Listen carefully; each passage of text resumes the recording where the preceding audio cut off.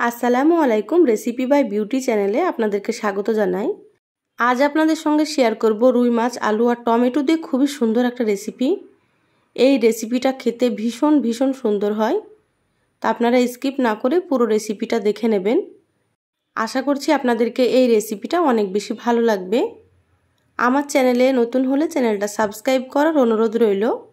Bell button on করে রাখবেন পরবর্তী ভিডিও নোটিফিকেশান পাওয়ার জন্য। চলুন কথা না বাড়িয়ে রেসিপিটা শুরু করি। এখানে দেখুন আমি মিডিয়াম সাইজের দুটো আলু এইভাবে লম্বা লম্বা করে কেটে নিয়েছি। একটা আলু 4 টুকরো করে কেটে নিয়েছি। এইভাবে মোটা করে কাটলে কিন্তু খেতে অনেক বেশি ভালো লাগে। তা আপনারা আপনাদের পছন্দ মতো কেটে নেবেন। এখানে একটা বড় সাইজের টমেটো কুচি করে নিয়েছি। আর এখানে নিয়েছি আমি 5 পিস রুই মাছ। এখানে আমি আমার পরিমাণ মতো নিয়ে নিয়েছি, আপনারা আপনাদের পরিমাণ মতো নিয়ে নেবেন।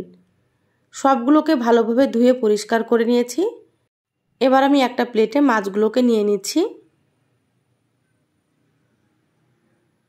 তো এখানে আমি 5 পিস মাছ নিয়ে নিলাম। এবার আমি এখানে দিয়ে দিচ্ছি হাফ চা চামচ লবণ আর দিয়ে দিচ্ছি হাফ চা চামচ হলুদ গুঁড়ো। এবার আমি এখানে দিয়ে দিচ্ছি 1 চা চামচ সর্ষের তেল। সর্ষের তেল দিলে কিন্তু মাছটা ভাজার সময় ছুটবে না, সেজন্য আমি এখানে 1 চামচ সর্ষের তেল দিয়ে দিলাম। এবার হাত দিয়ে মাছগুলোকে খুব ভালোভাবে মেখে নেব। তো যারা ভিডিওটি দেখছেন একটা লাইক দিয়ে ভিডিওটি কন্টিনিউ করবেন। আপনাদের একটা লাইক পরবর্তী ভিডিও বানাতে আমাকে অনেক উৎসাহ জাগায়। মাছগুলো খুব ভালোভাবে মেখে নিতে হবে, যাতে করে লবণ, হলুদ, তেল খুব ভালো মতো মাছের সাথে মিশে যায়। দেখুন মাখা হয়ে গিয়েছে, আমি সাইডে রেখে দিলাম। এবার একটা মশলা বেটে নেব। মিক্সার জারে দিয়ে দিলাম 2টো কাঁচা মরিচ আর দিয়ে দিচ্ছি 2 চামচ পোস্ত। এবার আমি সামান্য পানি দিয়ে মিহি করে বেটে নেব। তো বেটে নিয়ে ফিরে আসছি। দেখুন কাঁচামরিচ আর পোস্ত খুব ভালোভাবে বেটে নিয়েছি। এবার আমি এখানে দিয়ে দিচ্ছি একটা বড় সাইজের পেঁয়াজ। তো পেঁয়াজটা আমি বেটে নেব। প্রথমে পেঁয়াজ দিলে পেঁয়াজগুলো অনেকটাই মিহি হয়ে যায়, সেজন্য আমি পরে পেঁয়াজটা দিয়ে দিলাম। একটু দানা দানা রেখে বেটে নিয়েছি। মশলাটা সাইডে রেখে দিলাম। এবার গ্যাস অন করে কড়াই দিয়ে দিলাম এখানে আমি 3 টেবিল চামচ সর্ষের তেল। তো এই রান্নাটা সর্ষের তেলে করলে কিন্তু বেশি ভালো লাগবে খেতে। আপনারা চাইলে সাদা তেলেও করতে পারেন। তেল খুব ভালোভাবে গরম করে নিয়েছি। এবার আমি এখানে মাছগুলো দিয়ে দিচ্ছি। মাছগুলো সুন্দর করে ভেজে নিতে হবে, একটু লাল লাল করে, তাতে করে রান্নাটা কিন্তু খেতে অনেক বেশি ভালো লাগবে। তো মাছের এক পাশ ভাজা হয়ে গিয়েছে, এবার আমি উল্টে দিচ্ছি। এইভাবে একটু কড়া করে আপনারা মাছগুলোকে ভেজে নেবেন। আমার চ্যানেলে আরও অনেক রেসিপি আছে, চাইলে আপনারা আমার রেসিপিগুলো দেখে আসতে পারেন। কিছু রেসিপির লিংক আমি আই বাটনে দিয়ে দেব, আপনারা সেখান থেকেও দেখে নিতে পারেন। দেখবেন আমার রেসিপিগুলো আপনাদেরকে ভালো লাগবে। দেখুন মাছগুলো সুন্দর মতো ভাজা হয়ে গিয়েছে। এবার আমি মাছগুলোকে তুলে নিচ্ছি। এইভাবে লাল লাল করে আপনারা ভেজে নেবেন। এবার আমি ওই তেলের মধ্যে দিয়ে দিচ্ছি কেটে রাখা আলু। আলুগুলো একটু ভেজে নিতে হবে। সামান্য একটু লবণ দিয়ে দিলাম আর সামান্য পরিমাণে একটু হলুদের গুঁড়ো দিয়ে দিচ্ছি। এবার গ্যাসের আঁচ বাড়িয়ে আমি আলুগুলোকে একটু লাল লাল করে ভেজে নেব। আলুগুলো ভেজে নিলে কিন্তু খেতে অনেক বেশি ভালো লাগবে, সেজন্য এইভাবে একটু ভেজে নিতে হবে। তো আমি একটু সময় নিয়ে আলুগুলোকে ভেজে নিচ্ছি। আমি সবসময় আপনাদেরকে ঘরে থাকা মশলা দিয়ে সাধারণ রেসিপিগুলো একটু সুন্দর করে দেখানোর চেষ্টা করি। আমার রেসিপিগুলো আপনাদেরকে কেমন লাগে অবশ্যই চ্যানেলের কমেন্ট বক্সে কমেন্ট করে জানাবেন।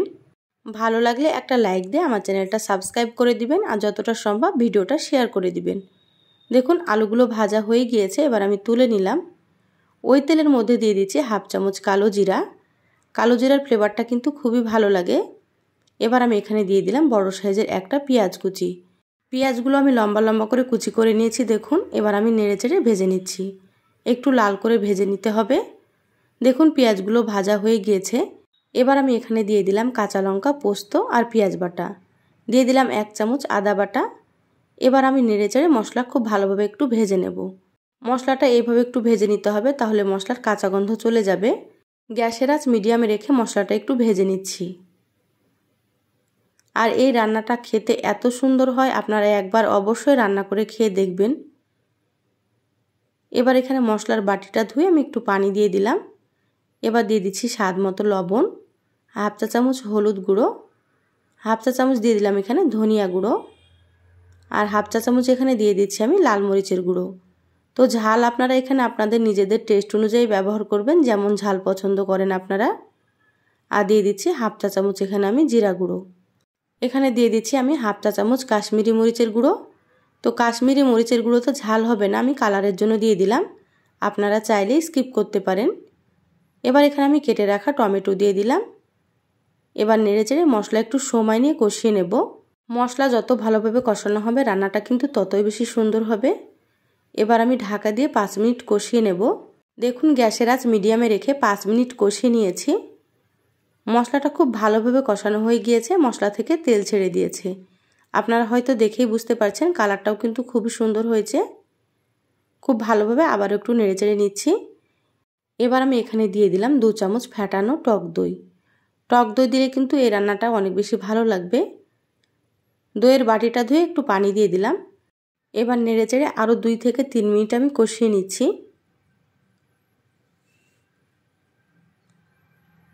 দেখুন খুব ভালোভাবে কষিয়ে নিয়েছি, কষানো হয়ে গিয়েছে। এবার আমি এখানে ভেজে রাখা আলুগুলো দিয়ে দিলাম। এবার আলুগুলো খুব ভালোভাবে মশলার সাথে মিশিয়ে নিচ্ছি। যারা আমার চ্যানেলে নতুন এসেছেন, যদি আপনাদেরকে এই রেসিপিটা ভালো লাগে তো প্লিজ আমার চ্যানেলটা সাবস্ক্রাইব করে আমার চ্যানেলের সাথেই থাকবেন। বেল বাটন অন করে রাখবেন, তাতে করে আমি যখনই ভিডিও আপলোড করব আপনারা সবার আগে নোটিফিকেশান পেয়ে যাবেন। যারা সাবস্ক্রাইব করে সাথেই আছেন তাদেরকে অসংখ্য অসংখ্য ধন্যবাদ। দেখুন খুব ভালোভাবে আলুটা কষিয়ে নিলাম। এবার আমি এখানে দিয়ে দিলাম ফুটন্ত গরম পানি। তো এখানে আমি 3 কাপ পরিমাণে পানি দিয়ে দিলাম, যেহেতু আলুগুলো সেদ্ধ করতে হবে।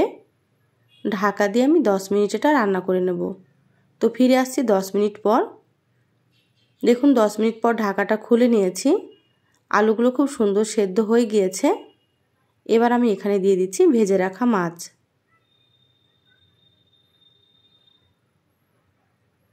তো এখানে আমি সম্পূর্ণ মাছগুলো দিয়ে দিলাম। খুব ভালোভাবে একটু নেড়েচেড়ে নেব। ঢাকা দিয়ে আরও 5 মিনিট রান্না করে নেব। এইভাবে একটু সময় নিয়ে রান্নাটা করলে খেতে কিন্তু অনেক বেশি টেস্ট হয়। দেখুন 5 মিনিট পর ঢাকাটা খুলে নিয়েছি। ঝোলটা কিন্তু অনেকটাই কমে গিয়েছে, আর কালারটাও দেখুন খুবই সুন্দর হয়েছে। এবার আমি এখানে দিয়ে দিচ্ছি হাফ চামচ গরম মশলার গুঁড়ো, আর দিয়ে দিচ্ছি 1 চামচ ঘি। ঘি দিলে কিন্তু সুন্দর একটা ফ্লেভার হয়, খেতে অনেক বেশি ভালো লাগে। একেবারে অনুষ্ঠান বাড়ির মতো লাগে এই রান্নাটা। তো অবশ্যই আপনারা একবার রান্না করে খেয়ে দেখবেন।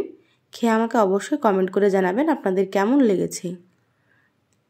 দেখুন ঘি আর মশলা খুব ভালোভাবে নেড়েচেড়ে মিশিয়ে নিলাম। রান্না হয়ে গিয়েছে। এবার আমি গ্যাস বন্ধ করে দিলাম।